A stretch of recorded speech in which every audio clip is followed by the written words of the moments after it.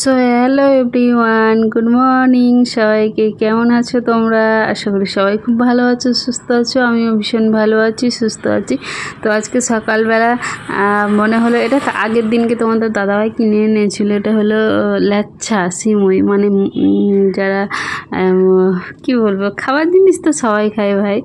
আসলে এটা স্পেশালি এটা মুসলিম যারা আছে তাদের খাবার দাবার। তো আমাদেরও ভীষণ প্রিয়, এটা খেতে ভালো লাগে। কিন্তু ওদের মতো কি আর আমরা বানাতে পারি? ওদের মতো বানাতে পারি না, কিন্তু খেতে তো ইচ্ছা করে। ওদের বানানো কখনো খাইও নি অবশ্য, কিন্তু ওরা নাকি খুব ভালো বানায়। আর আমি ফোনেতেও ভিডিওতে দেখেছি ওরা খুব সুন্দর করে বানায়, খুব ভালো হয় খেতে। আর আমরা তো সেরকম বানাই না, যেরকম পারি সেরকম বানাই আর সেরকমই খাবো। এই যে চলো, তোমাদের দাদাভাই দুধও এনেছিল। আমার তো এটা খেতে না ভীষণ ভালো লাগে, জানো তো। এটা পুরো রেডি থাকে। এখানে আমি চিনি দিয়ে জল গরম করে নিয়েছিলাম, তার মধ্যে দুধটা গুলে দিচ্ছি। আর আমার সকালবেলা চা হয়ে গেছে, জানো তো। চা, মুড়ি, বিস্কুট সব কিছু একসাথে নিয়ে বসে গেছি, কারণ কতবার উঠবো বলো তো। আর ওই খাবার খেয়ে তো আর একবারে পেট ভরে না, সেজন্য অল্প অল্প করে সবটাই নিয়েছি। মুড়ি নিয়েছিলাম, এদিকে সেও ভাজা, বিস্কুট, চা, আর এদিকে সিমইয়ের জন্য হ্যাঁ সিমই বলবো আমরা, কারণ ল্যাচ্ছা তো আমরা কমই বলি। আর তো ওটার জন্য মাখিয়ে নিয়েছি, আর বাটিও নিয়ে নিয়েছি 3টে।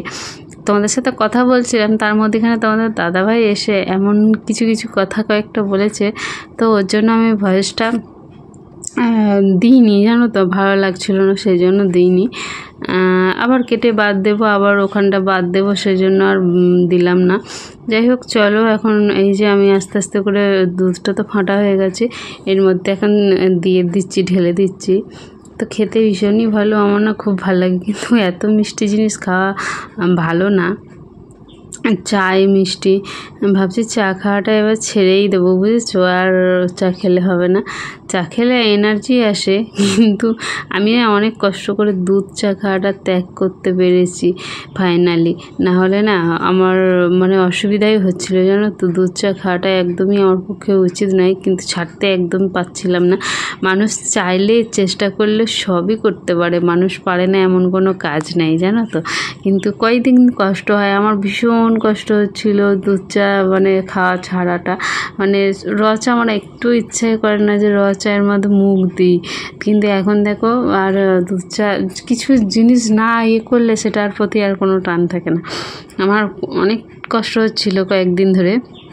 তো এখন আর আমি তোমাদের দাদাভাইকে বারণই করে দিচ্ছি, কোনো মতেই আনবে না তুমি, দুধই ঘরে তুলবে না। তাহলে নিয়ে আসলেই আমার একটু খেতে ইচ্ছা করবে, আর তুমি নিয়ে আসবেও না। আর খেতে মানে আমি খাবও না। আমাকে বলছিল না, যে পড়াতে আসে মাস্টারমশাইয়ের জন্য একটু নিয়ে আসি, তুমি খাবে কেন, ওটা দিয়ে বানিয়ে দেবে। না, খাবো না তো কেউই খাবো না, আর খেলে তো আমারও ইচ্ছা করবে। চা তো আমিই বানাবো বলো তো, তাহলে আমার খেতে ইচ্ছা করবে না? তো আনতে বারণ করেছি, নিয়ে আসেনি। আর এটা ওই সিমই লাচ্ছাটা এনেছিল বলে সেই জন্য নিয়ে এসছে, বুঝতে পেরেছো। এটা দুধটা দিয়ে খেয়ে শেষ করে দেবো, তাহলে আর থাকবে না। আর চা বানাবোও না আমি এমনিতেও, কারণ আমি যেটা ত্যাগ করবো বলেছি সেটা ত্যাগই না, তো না, আমাকে হ্যাঁ করাতে পারবে না, ঠিক আছে কেউ। চলো খেয়ে নেবো। আর তোমরা কেউ লাচ্ছা খেতে বা সিমই খেতে ভালোবাসো কি? আমি সিমইটা খেতেও ভীষণ ভালোবাসি, জানো তো। আমার মা, জানো তো, ছোটোবেলায় যখন আমাদের ধরো বকাবকি করতো, মারধর করতো, ধরো কোনো কাজ বলেছে সেটা করিনি, বা পড়তে যেতে বলেছে যায়নি, বা এরকম কোনো অনেক কাজ থাকে না ছোটোবেলায়, যেগুলো বলে আমরা খেলার মানে এতে ঝোঁকে পড়ে আর সেই কাজগুলো করি না। তো পরে গিয়ে মা যখন ধরতে একবার পারে, তখন তো পিঠ পুরো কুলো বেঁধে থাকলেও সেই পিঠ একদম গুড়পিটে হয়ে যেত। কারা কারা ছোটোবেলায় মায়ের হাতে মার খেয়েছে একটু কমেন্টে জানিও তো। আমি ভীষণ মার খেয়েছি, আমি প্রচুর দুষ্টু ছিলাম ছোটোবেলায়। তো মা কোনো কিছু বললে কোনো মতেই শুনতে চাইতাম না। তখন ধরতে পারলে মা ঢিপ ঢিপ করে পিঠের মধ্যে একদম তাল দিয়ে দিত।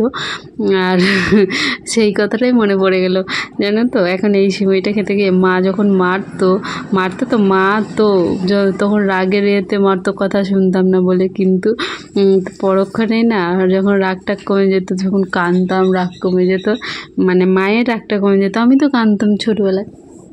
আর তখন মা এরকম সিমই বানিয়ে খাওয়াতো, জানো তো। যে মানে ভাবতো তো কাঁদছে, কষ্ট পেয়েছে মেয়েটা।